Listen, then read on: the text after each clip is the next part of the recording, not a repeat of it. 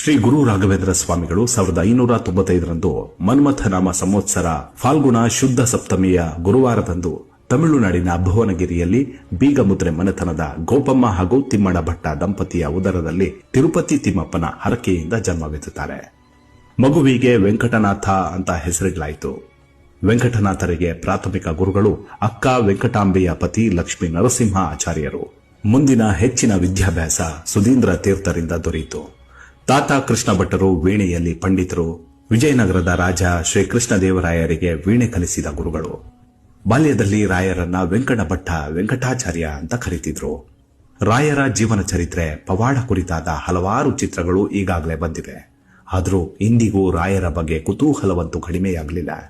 ಈಗಿನ ಕಾಲಮಾನಕ್ಕೆ ಯೋಚಿಸೋದಾದ್ರೆ ಸೋಷಿಯಲ್ ಮೀಡಿಯಾದಲ್ಲಿ ರಾಯರ ಹೆಸರಿನ ಪೇಜ್ ತೆರೆದ್ರೂ ಸಾಕು, ರಾಯರೇ ನಮಗೆ ದರ್ಶನ ನೀಡ್ತಿದ್ದಾರೇನೋ, ನಮ್ಮನ್ನ ಕಾಯ್ತಿದ್ದಾರೇನೋ ಎಂಬ